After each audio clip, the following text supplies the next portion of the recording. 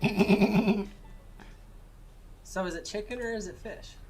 Chicken, fish. Would you like regular salt, plain salt? Welcome to Amigos and Co. Monday/Tuesday, discussing sodium options and fighting.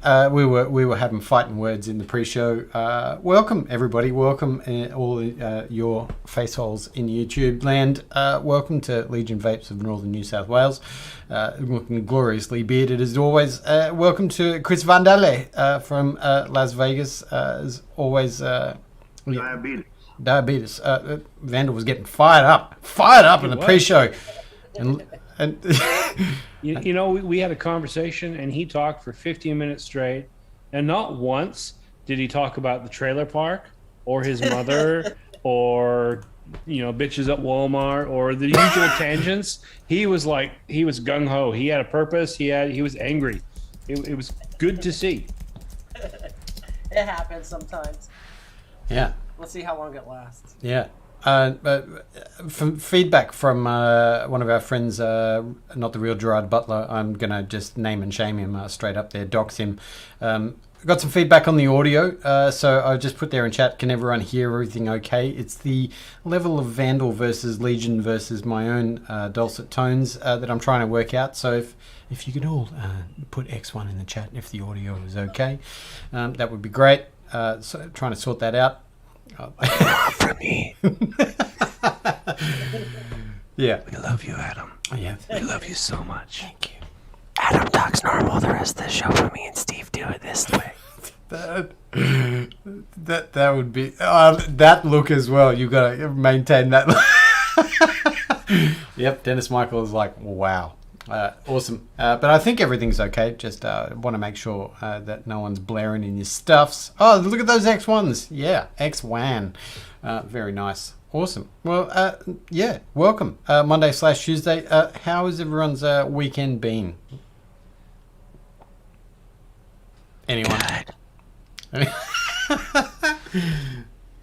My weekend was the usual cutting, editing, uploading, cleaning my freaking desk. Because apparently, according to Sunday's show, my desk was a complete abhorrent trash heap. So I spent an extra amount of time cleaning it up before my next video. And if you want to check that process out, it's actually the first minute of my last review is just me cleaning my desk.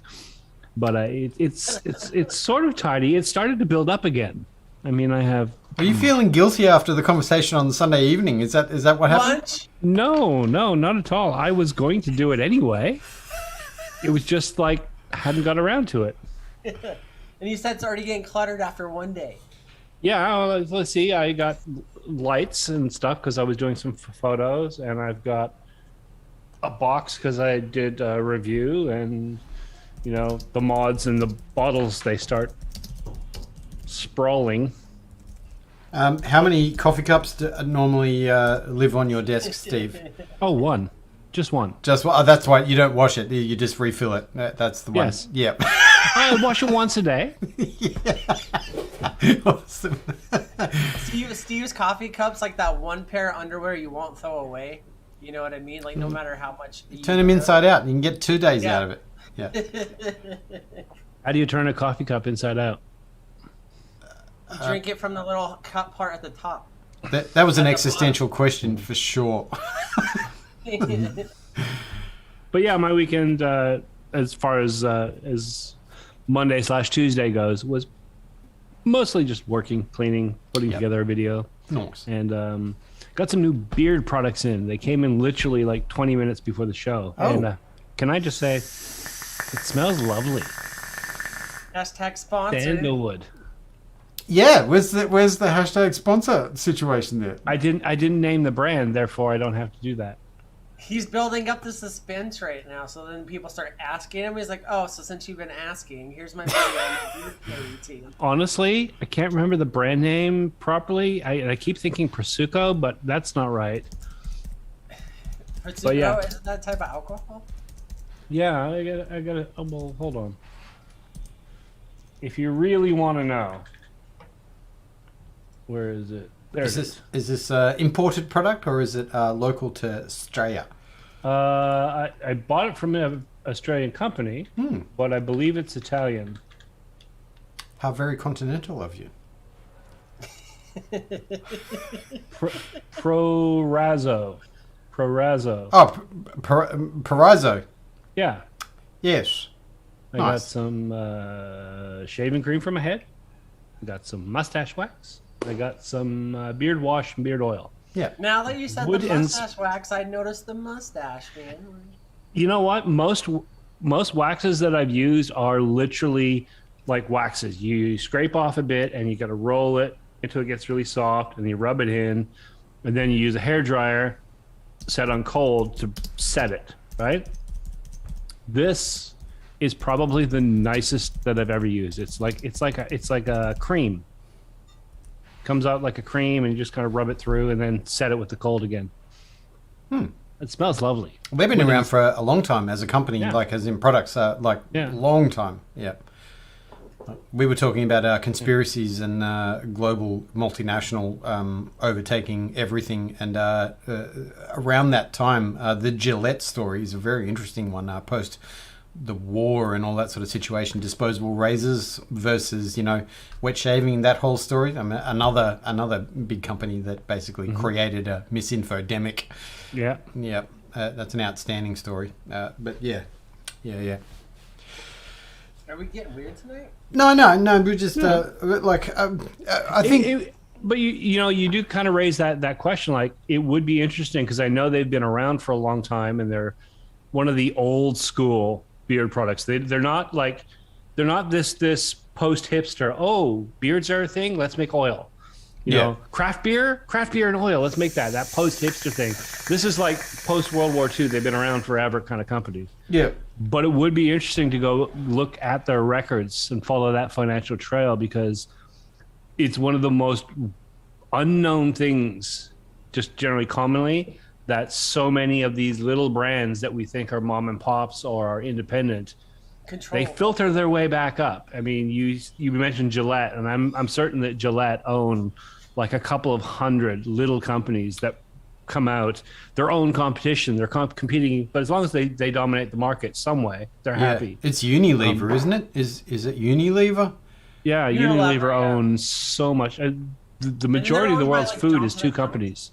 Something like that. What did you say, Chris? It's like Unilever and Johnson & Johnson are probably like the two companies that have at least 90% of the products either in your cabinets or in your bathroom or in your cleaning supplies, all that stuff. I remember seeing that infographic of some of the world's biggest companies, and it's basically just all the logos of brand names that have been around for a century or whatever, and the acquisition versus who owns what, and then the umbrella of those things, and it's like scary. Yeah, sketchy, scary.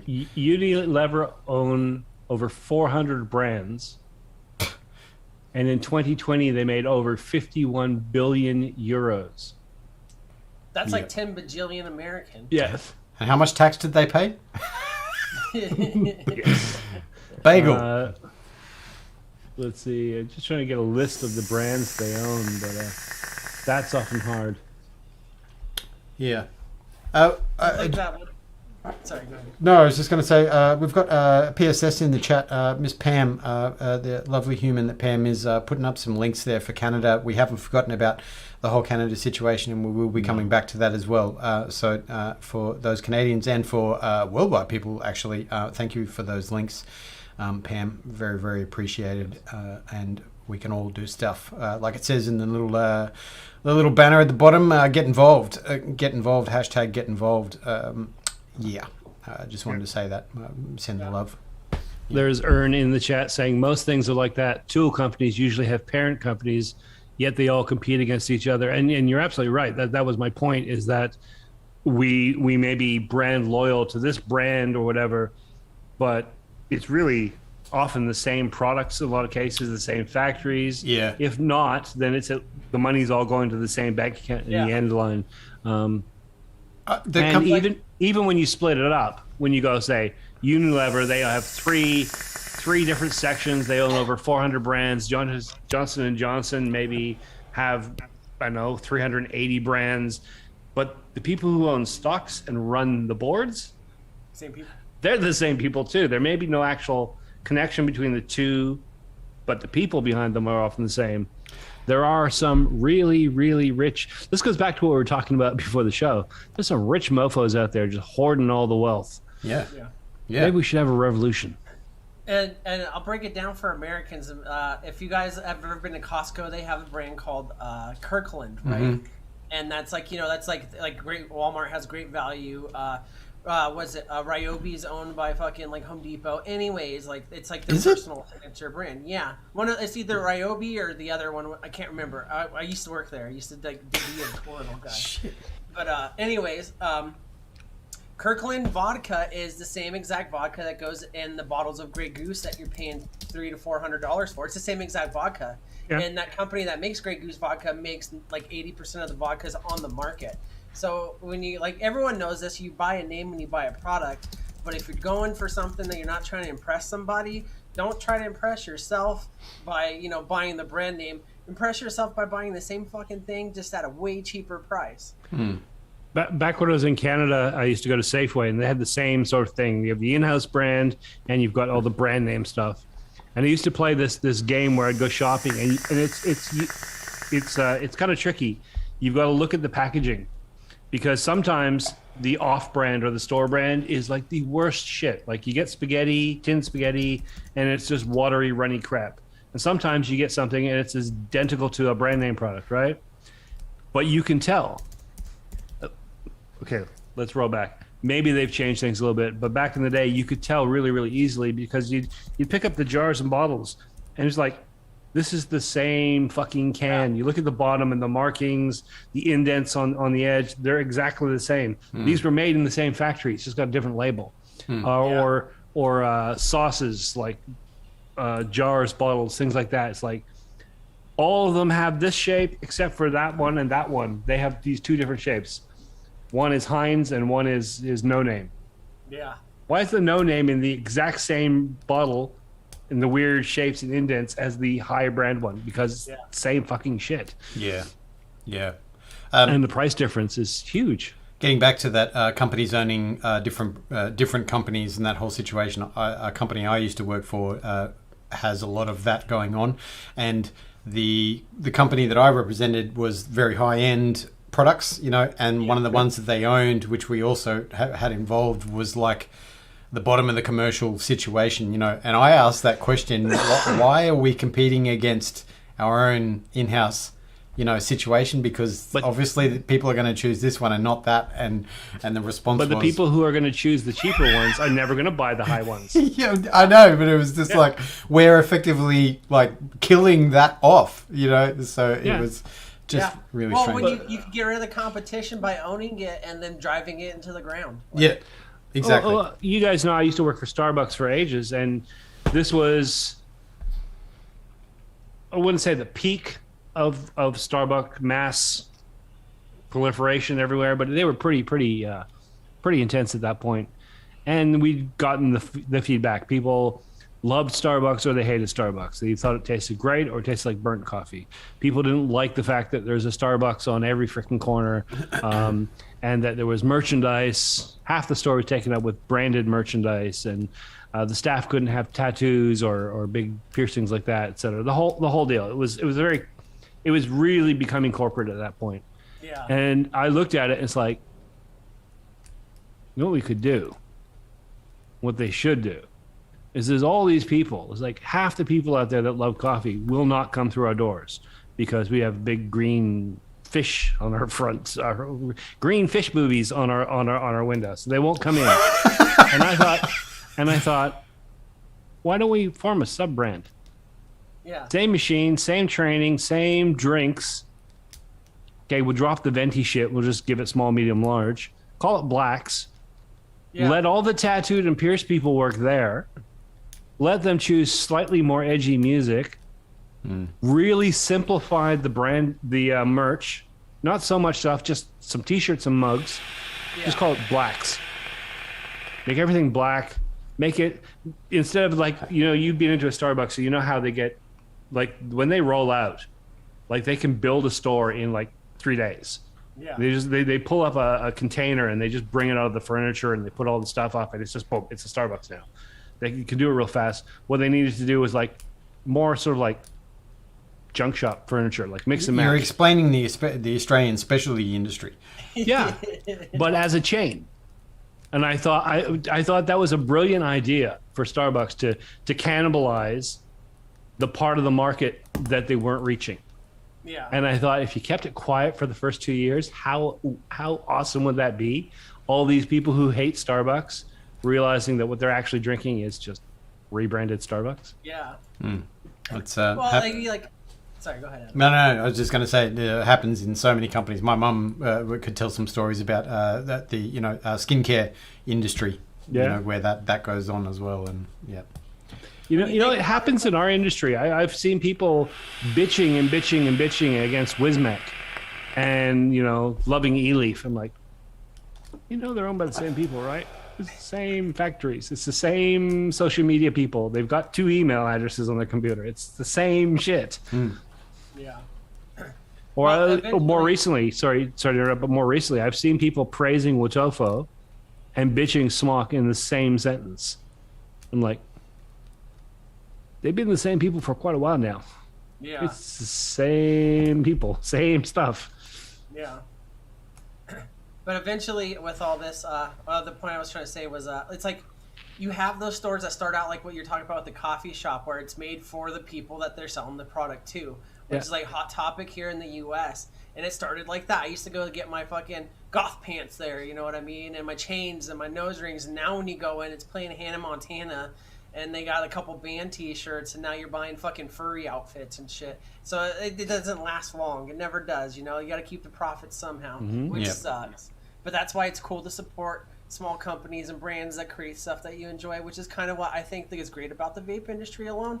It's because everything is made, for the most part, as far as liquids and stuff like that goes, by smaller groups of people that thought that they had something cool, or even products, like, you have people designing stuff, and then of course they have to get it made in China because no RDA maker has 1,000 CNC machines ready to go. But the fact is that it's that personal touch, and that's why it's important that you shop small and show some support. You don't have to get everything at your mom and pop shop that's an extra $8, but stop in and grab a case of sodas or something, go in and do that. Yeah. Or your favorite vape shop, not your favorite vape shop, but a vape shop that's near you, and go support them too. Anyways, I was just moving it back to vape. Yeah, exactly. We are a vape show, so maybe we should. Are we? Excellent transition. I thought there, we're just Vandal. like old white men bitching about the world. Yeah, yelling at clouds. Old man yells at cloud. Perhaps we should do some of this and show us what you're putting in your face hole. What are you putting in your face hole, Mr. Vandal? Oh man, I gotta go first. It's gonna be a long one. Anarchist orange and my caliber, and I'm done. Damn. That was quick. Should I run the bumper again? Or maybe I'll run. There we go. I'll run the bumper again. Just. Oh yeah, cool. I tried some desserts last week. I had the cake or whatever. I mean, it wasn't bad, but you guys know me. I'm really particular with desserts, so I was vaping that last week, but it didn't last long. I'm not a huge, especially with it being 3,000 degrees right now. Yeah. You're not a big Turk fan, are you? I don't like the flavor of the liquid too much. I think that it's a little light-ended for my personal tastes. I know, I can't disagree with thousands of other vapors out there that love this stuff. So I'm not saying it's bad, but I'm saying it's not for me. See, that's what I like to hear. That's what we don't get enough of. Yeah. I don't like it for me, but other people do, so that's awesome for them. That kind of statement, rather than "this is shit, I hate this, no one should buy this. It tastes like exactly what it says on the bottle, and I don't like that." I mean, God, why are people like that? I'll jump in with my stuff. I have got the Hyperion and the Fat Rabbit because they both came in about the same time and they work well together. Nice setup. Check out the review this morning. Bit of Turkish maize in there. That's why I asked about the Turk. That's a nice little setup. The other setup I've got is the ZQ Ascent SE. Like the device. Not a you big got fan an of it. Ascent. Very nice. I've got an Ascent. Cool. A really nice little device. Very comfortable. Pretty basic. Very, very straightforward. Single 18650. Would have been nicer with a bit more power, but it is good. With the launcher on top. And in there, I've got Pink lemonade. Pink lemonade. Are you reviewing that device? Just as a question. Yes, that will be the next review coming out. Nice, interesting, cool. And finally, but not least, I have a little bit of the Osman's Finest Velvet Lace, which is strawberry custard, I think. And I have that in a Caliburn. Goodness me. This is the Caliburn Is that new? A2. What's the glasses for? If you Hold it can't up. read? Hold it up. I want to see. It's got a clear bit. What is that? So you can see your tank. Yeah. Interesting. What's the pod size on that? Or wait, you're going to review this thing or something? Yeah. It's 2 mils. It's draw and button activated. It's a 0.9 ohm coil. 0.9. I don't remember what. Oh, now I want to look because I have some pods in my bag. Hold on. Yeah. Yeah, 0.9. Yeah. Yeah. That Literally just came in this morning. Yeah. Interesting. So you have the G though, right? No. Oh, because This is the first Caliburn I've touched. you do a comparison on the G because if it's got a little bit of fluting on the body and can you turn the airflow around? Because there's a hole on one side and you can effectively change the wherever the airflow is there, you can change the pod around to slightly tighter and slightly more loose. That's how they do their AFC control. Not on this one. No adjustment. Same on both sides. Interesting. Yeah. Yeah. Yeah. Interesting. Nice little device. Yeah, I won't be able. And I'll make that point when I do the review. It's the first one I've touched. I have, for one reason or another, just never touched a single in the line. Not the original, not the G, not the Coco. So I'm a little bit out of touch. I can't do that direct comparison. Yeah. Despite that, I will say it in the first 10 minutes of the video. I'll say it in the intro that I can't compare, and I will still get questions in the bottom. How does it compare to the Coco? How's it compared to the G? Or those lovely questions. This or the, like, Maybe it's for the other viewers with the opinions that they're asking. Yeah. Yeah. There's a few people in chat talking about the Ascent, and I guess maybe this is just a perception thing, but that the Ascent was kind of, it's not like super high end or anything. It's not a hemo device, but I think that device was kind of slated around the higher end. It's definitely leaning in that direction. The original Ascent is the DNA version, so it's a 21700. Oh, this is the Ascent SE, which has their own chip, and it's an 18650. Interesting. Why would they go? Why? Why, if they've got a 21700, why would they then just go? You know what? Our chip is. Let's just. That confuses me. I mean, I can understand. Okay, let's make it a little bit less expensive. Let's put our own chip in there for a comparison. And I guess they wanted to differentiate it a little bit more. Just to make it a little bit smaller, a little bit more pocket friendly for people who want that. And then if you want the bigger one, you can use the and it's a 21700 with a 75C. So you've got power for days, but it's going to last you for days because you can't really crank it up. Yeah. I mean, an Ascent 100 would have been cool. Yeah. But I mean, I'm that's where I'm at. We've talked about this before, and now that I've done the Hyperion review, I can double down on that. I would love to see just all these companies going back and I'd be happy reviewing stuff I've already reviewed just for the next year. Just like, okay, so this is the Odin 100C. It's exactly like the 75, but with a different board, which means you can actually use it like fully powered for like a decent amount of output for a full day. You're not stuck. Because I always felt like if you're running a 75 and you're running it at 70 watts, you're up at that top end. I don't like to be pushing the limit there. You're not getting the output that, even with a DNA board, you're not getting the kind of power that you should be. You're not getting the life out of it that you should. Yeah. Throw in a little bit of headroom. Where are they now with the devices you did before? That'd be cool. Yeah.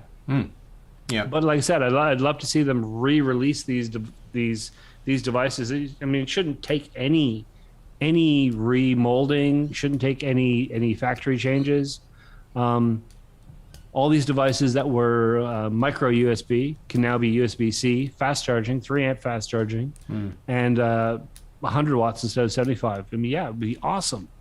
So many of those devices that I would actually have used a lot more. Like, they're great devices, and with a mouth to lung at 20 watts or a fairly high restricted direct lung at 40 watts, they were great. But if you were running like 0.14, yeah, you weren't really getting the most out of them that you could. Yeah. Yeah, this is a discussion we have all the time, I guess, power versus use versus expectation of all day versus, like what's a suggested, wattage output for a particular battery, like, is it half of what it's rated for? Is it 75%? I mean, we were even discussing this yesterday because I have a device coming in, and the way that I'm probably going to run it is like 90 to 95% of the chip's capacity, and I'm not comfortable with doing that, but yeah. Overdrip there is saying 21700 won't last at 70 watts, no matter if it's 75 or 100. Yeah, you're absolutely right. I spoke incorrectly. That's not exactly what I mean. I like to have a little bit of overhead above my wattage so that I can headroom. Yeah, a little bit of headroom. Yeah. To me, it just seems to fire a little bit more constantly and a little more consistently, and I'm getting exactly what I expect out of it. If I've bumped all the way up to the top, if it's a 75 watt and I'm up to 75, it just always feels like it kind of needs a little bit more. It just needs a little bit more power. What we need is Molicel to come up with a 21700 that is 5,000 mAh and has a 60 amp constant draw. That would be great. Tesla battery. There you go. Yeah, yeah. There you go.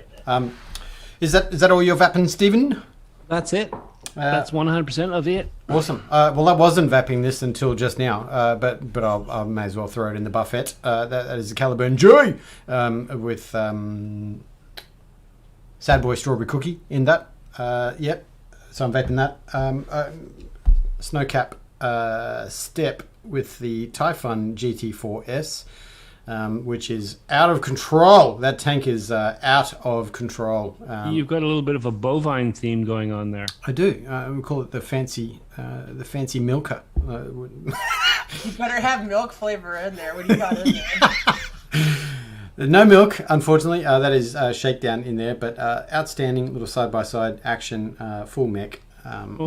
Shakedown is kind of milk. Yeah, it's milkshake. Creams and peanut butter. Thick milk. Yeah, but I also have another snowcap because I'm predictable. That is the Avalanche 2, but that is the Monarchy 4th. See, conflicting information. I've seen it's got 4 written on it, which is a single coil Addy 4, but then I've seen it advertised as 4th.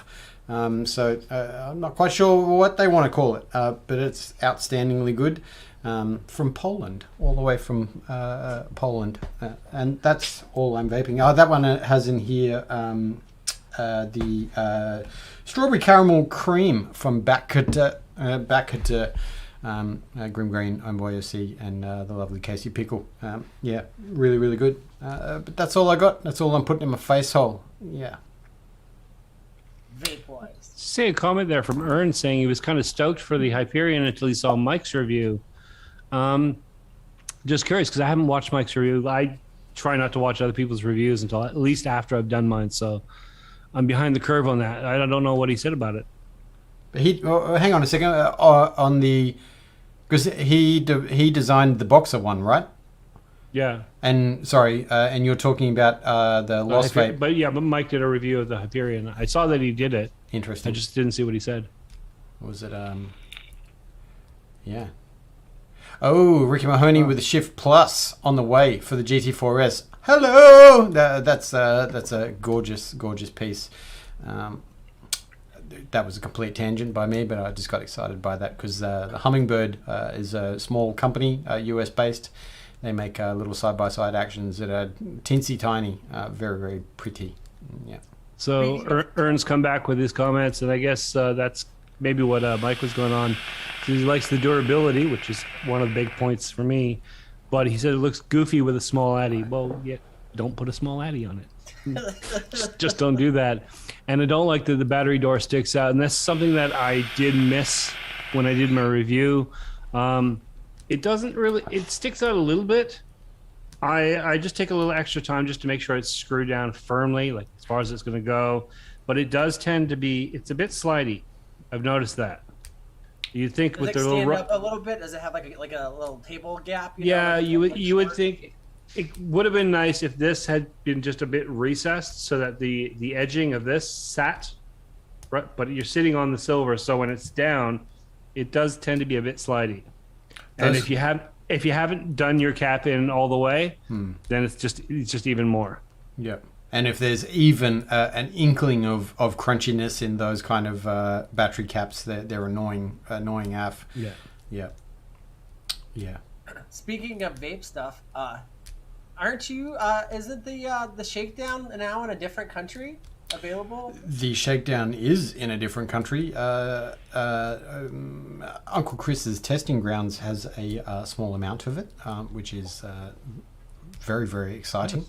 I'll just say that Uncle Chris's testing grounds.com, I believe, and yes, if you're in the Northern American part of our fantastic world, you can pick up a little something for your face hole. Yeah. Yeah, very exciting. That the whole situation received nothing but really, really good news about that whole e-liquid. And I don't want to keep harping on about it, but it's very exciting. Yeah, there may be some other news coming up soon about that, which is really, really cool. But yeah, very exciting stuff. Peanut butter. 25 points. I heard that the next one is going to be a Vegemite shakedown. Vegemite shakedown, Vegemite and Wheat Bix. That's the bakery component. Oh, there you go. Overdrip says use the code SHEDTIME for some savings, which is very nice of the Green Room and SHEDTIME and all the folks involved in that, the family there. I was waiting for that audio. I thought. I just want to say, it sounds to me like Ern needs to go buy himself a Purge X. Something about 30 mils, nice, big, wide, flat, to fit all your devices. So, are you working for Purge now? No. Because Rick in the chat was like, "Oh, Steve got me to get a Purge, and now you're doing it. Beard oil, a Purge endorsement, Legion. What is new?" No. He's shill AF. Steve will be the first to admit that. I'm shilling like a motherfucker, and I'm still not getting paid anything. It's really sad. I've got to stop shilling for free. Remember, at Gillette.com, use Legion shaves as a discount. Don't ask me what you guys saw that. We have mentioned on the show. I shared it on some private chats, and I shared it in my patrons group. In my hidden messages on Instagram, where I rarely go, there's always some company that would like me to shill for them. And the most recent one I noticed, aside from 21 billion different disposable pods, was a company that sent me a message, and they said, you look like you would be perfect for us. Your social media reach is phenomenal. We love what you do. Would you like to come and be a spokesperson for Smooth My Balls? Yeah. And I was just like, see, they don't look much different than my chin, so I don't think so. Yeah. But the cool thing is, all we got is the guys is be prepared. I'll put $5 on it. In 6 months, Legion Vapes will be doing commercials with the manscaping girls talking about shaving your balls in the forest for some reason. Because yeah, the Legion mower version 7.1. Legion's mower. Have that girl, that Look. famous streamer that sold her bathwater sitting on his lap. He's like, you know how I shave my balls? And then yeah. Put up zeros on that check, and I will shill. A lot of those companies are relentless in their ads across all the platforms, like Manscaped. Goodness me, that is everywhere. Smooth My Balls was probably doesn't get the traction because the name Manscaped. You have to admit, Manscaped with their advertising, they do own it. There's a sense of humor that they put into their stuff that even if you get a bit annoyed by the repetitive nature, Their marketing is pretty humorous. Yeah. Yeah. That. So I want to. Sorry, go ahead, Adam. I was going to say that and that other one with the dude with the sunglasses and he's got the long hair and the beard. Oh fuck! I hate him. Your face is your moneymaker. That's the one. Written cheap plastic. Fuck! I hate him. He's got to be the worst spokesperson. The first 20 times I saw that, which was in one day, I was determined. I will never purchase from you guys ever. I should send him an email and say, really sorry, but my face definitely ain't my moneymaker. We gotta remember the Sham Wow guy. When he first came out, we all hated him. Now he's a pop culture legend. You know what I mean? Yeah. It just gotta take its time to earn the irony. It just can't be good right out the gate. Yeah. But I want to talk about that message that you're getting. Like, I don't know about your specific message, but I saw like Ern put in the chat, like jewelry companies. Here's your social media second with Chris Vandal. So what happens is you guys will get these messages, like you'll be a straight up, maybe like, you know, just a beefy dude sitting in your underwear in your Instagram trying to get hot pics or something from chicks or something. You'll get like a message from like a woman's clothing line. Hey, you're a model. We want you to do this for you, blah, blah, blah, all this stuff. Or you'll get like jewelry ones. You'll get stuff for like, you know, like weed pages. Anything you can think of that's marketable, you're going to get a message from. And so what this is a phishing campaign, basically. So what they do is they mass message a ton of people, including Ern, who I'm sure isn't going to be a guy that's like, you know, too flashy in jewelry. I'm assuming you're jewelry here. I'm sorry if I offend you. But that you're not the kind of guy that's going to wear heart earrings and rose necklaces, right? But you still got this message. So what they do is they send this out to anybody and everybody they can. Everybody, anybody they can. Now, what you're going to do is go look at their page. And so they send it out to 1 million people. 1 million people are going to go to that page, right? And then boom, that boosts their analytics and that boosts the price of that page. So what they do is they use you to get the views on it. It makes it look like a really big, popular page to interact with. That's why when you go in the comment section, you'll see like all these like profiles like, oh my god, I love it, this. When you click on them, they'll have 0 fucking followers, like 2 posts maybe, because they're trying a little bit now, and they follow like 10,000 pages. So these are all farming pages. And so what they do is they build up the value of these Instagram pages by messaging everyone that'll go and click on the link or profile. Or you'll have sad people, it's sad for them because they don't know any better, that they'll go and they'll message this page like, oh, this is my address, I'm Brittany Jean, or whatever the hell your name is. Send me your stuff, send me the stuff. Never get the products or anything. And now they have that person's address, they have your name, now they can sell your information to other people on top of building a profitable page, which they didn't sell to a different brand. So they create these pages, mass message you, they build up the interactions on it. It's a profitable page because you're done off of profits. It's like, remember back in like the golden days of vape promo pages, you'd pay a page like $400 to post your photo, vape porn, you know, and shit like that. And like you'd go on there to like get to their followers. And that's what this is, just with a lot less of a return on your thing. At least with like the vape porn pages, I'm not exactly making fun of them, but like you hit a target audience of people that thought the shit was like, you know, cool or whatever. Granted, you may have paid some exorbitant rates for it, but what these pages are doing now is they get all your interaction, and then they get all your media information, or your personal contact information, your name, your address, your email address, all this stuff, and then they sell your information. So if you want to be on the safer side of the internet with stuff like this, because like if you're going to be dangerous on the internet, do it for something that's going to get you off. Not necessarily talking about touching your junk, but you know what I mean, something you enjoy. Then you have your information stolen by a guy in Indonesia that has 14,000 iPhones on a rack plugged into one computer. It's so there's in your social media moment.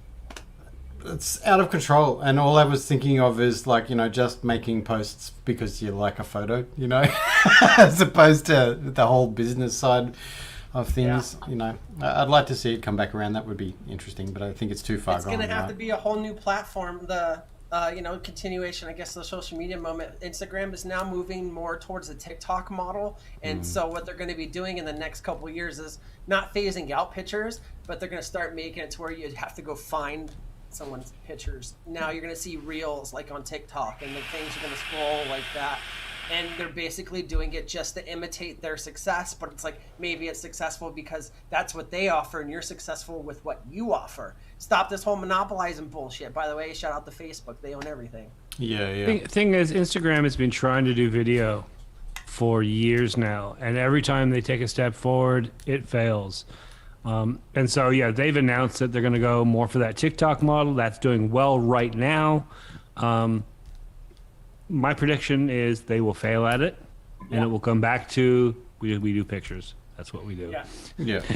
Because they're not going to compete with TikTok. They're not going to compete with Snapchat. Those are already established.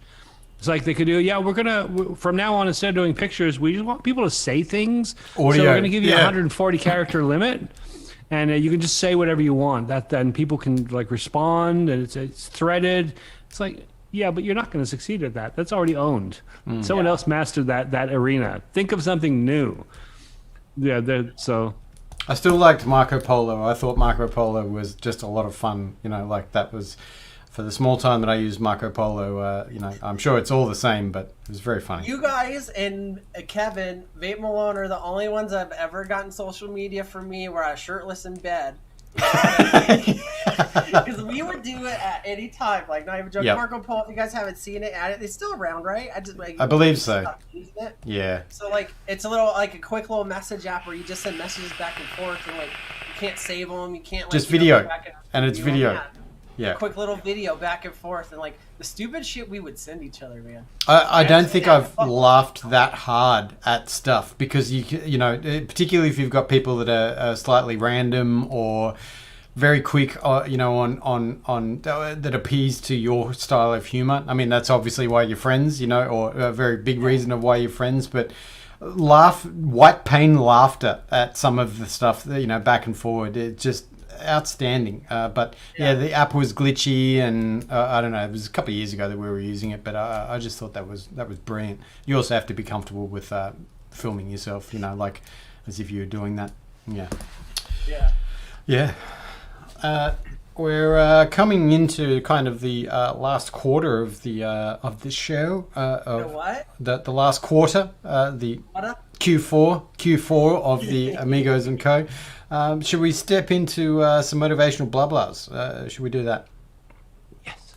Let's do it. Missed it last week. Felt so sad and lonely at the end of the show. Oh. I felt empty. Well, I'm sure you weren't here. No, you normally lift me up. Adam, without you here, I don't even remember what we talked about last week. Well, yeah, no, I didn't even remember what I was doing. What was I doing? I can't remember. Anyway, let's go there. You were teaching. Yeah. Oh, that's right. Yeah, we should talk about that. But anyway, this is a motivational quote for today. The motivational blah blahs. The person who moves mountains begins by carrying away small stones. I think we kind of talk about this a fair bit, and I was thinking. Have you ever seen me unload the groceries from the car? I moved the whole mountain in one go. 5 bags in each hand. I've pulled my back. Like giving myself a fucking prolapse going up the stairs, but I did it in one go. Yeah. The real measure of a man's not a success in life. It's only making one trip with the groceries. Anyway. Yes. Yeah. Cool. Conversation over. Shall we? No. This is a great topic, and I feel like we hit it a lot because it's a good starting point for anything, but you got to start somewhere to get somewhere. You got to pick up, like you said, pick up a small rock, and then you start there. Eventually, you're going to move on, and then that little bit of experience you get moving the small things is going to come in handy when you got to move the big things. And that's why it's a self-fulfilling. It's great because it works on itself and it builds upon itself. You start somewhere and you keep going, and then that experience you had at that little bit plays into this big bit, and then guess what? It becomes one big piece of experience, and then you grow that, and you grow that, and you grow that, and you continue to grow, and you think that the biggest battles are in front of you, but they're really behind you because they taught you how to get to the ones in front of you. Mm-hmm. This relates to so many things that we've talked about over the last couple of years on this channel. Whether it's the vaping thing, where it's like just get something and start and gradually learn, get something simple, and you won't be a hobbyist overnight. Whether it's I want to start a channel, well, start with whatever you've got, a cell phone, and you gradually build up your skills and grow your channel.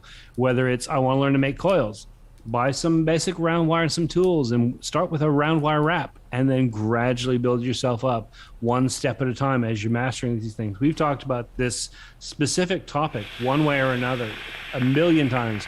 We talked about bands. And I joked, the most important thing is to figure out, your band name and your outfits for when you're on the stadium tour, which is a joke, of course, because that's the biggest mistake that people make, rather than learn a chord.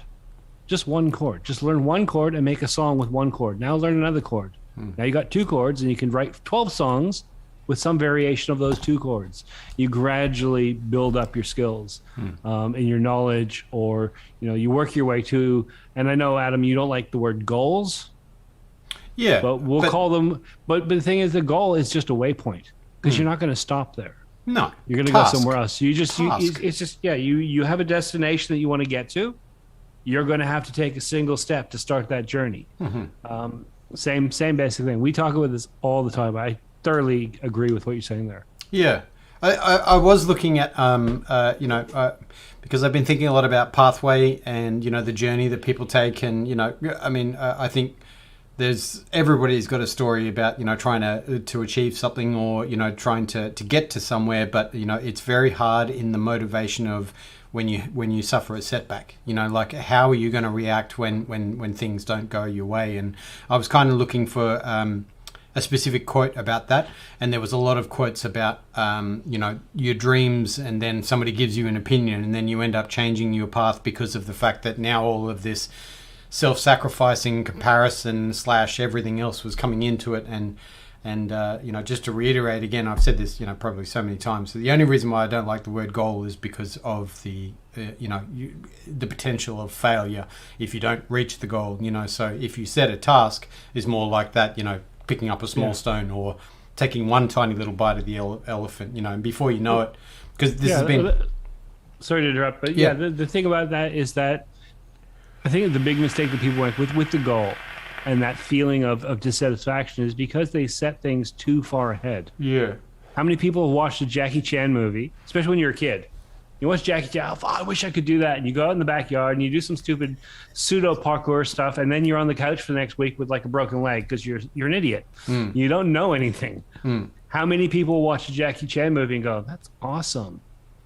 Pull out the phone book and look out the nearest dojo. So I'm going to take entry-level classes. Virtually no one does that, but that's how you do that. That's how you become Jackie Chan, is you start with the simple classes and work your way through. And your goal is to make that appointment. Then your next goal is to turn up. And your third goal is to make it through your first class, knowing a little bit more than you started. Exactly. And then you'll start setting little goals, little tiny goals. And that's your single stones with the mountain there. It's your little tiny steps along the way. I'm not disagreeing with your idea of goals. I'm just saying that there's nothing wrong with goals. You set them to be achievable. Exactly. Right in front of you. It's just a language thing. thing. One step. Yeah. I'm there. Yeah. But I'm one step closer. Yeah. So I take another step, and now I'm there. Yeah. And I'm 2 steps closer than I was. 1 step from where I was a minute ago. Yeah. Another step. I really I know it's gonna sound. Sorry, go ahead. No, you go, Chris. Go. I know it's gonna sound cheesy, but like, stop writing your success story. Go fucking make it happen.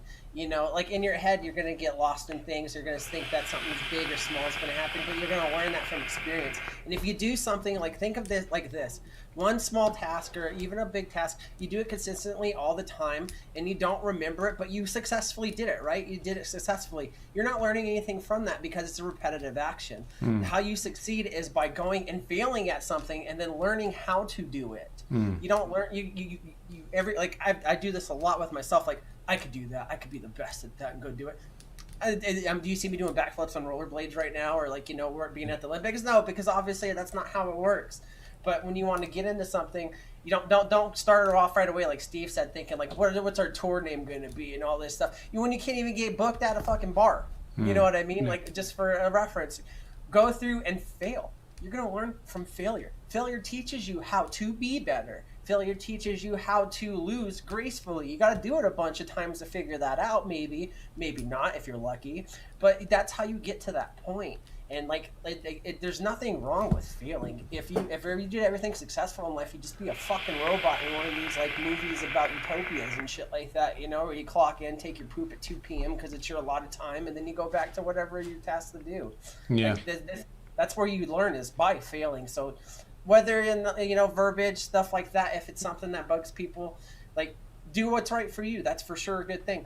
But don't lose the key message in it is like, you have to fail to succeed. Yeah.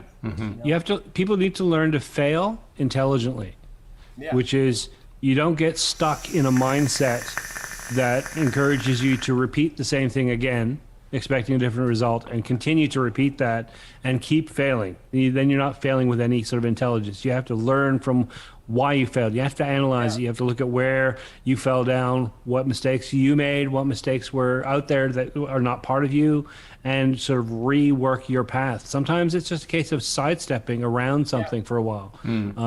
Sometimes it's just a case of, readjusting what your short-term goals are. I bit off too much. I too many steps. I'll just take this one step here. That will be.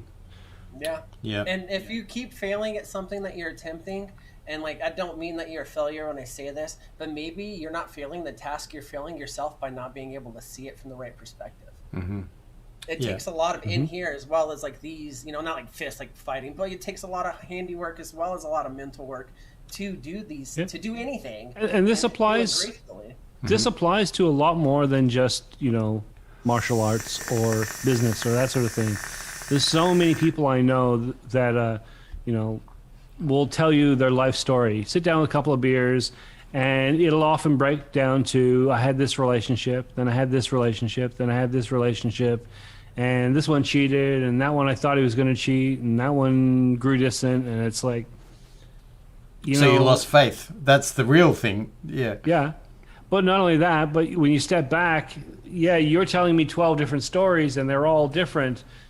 But when I put the composite together, they all sound very similar, and you keep doing the same thing. And you keep picking the same kind of person, and you keep making the same mistakes with them and expecting this relationship to work out. Maybe you've got to step back and reevaluate that, go from a different direction. Stop choosing people that will cheat on you. The best part about failing is that when you're eventually say like just in a work aspect, like a job or something that you're going to do like that, failing is the best teacher, because eventually you're going to run into somebody that thinks they know more or better than you, or they come in with a cocky attitude and something's going to go wrong. Your experience is going to be able to make up for that problem because you knew exactly how this happens because you went through it. And that's the insight that teams, like, I'm just saying, like in a work aspect, when you work with other people or you're doing projects with other people, it doesn't necessarily have to be work, but that's why it's good to be around these kind of people that are willing to do that, or it's good to have it on your own, because you've all figured out one way that this didn't work out, this didn't work out, this didn't work out. All your failures come together to create success. And it helps you in almost any social situation, like say you get to know people, it helps you in work, it helps you just almost in any environment to have the experience of knowing where things could go wrong and why they would go wrong, instead of just expecting everything to be right. 100%. Yeah, it's and I think we always come back to this, or maybe that's just my brain, that adulting is hard.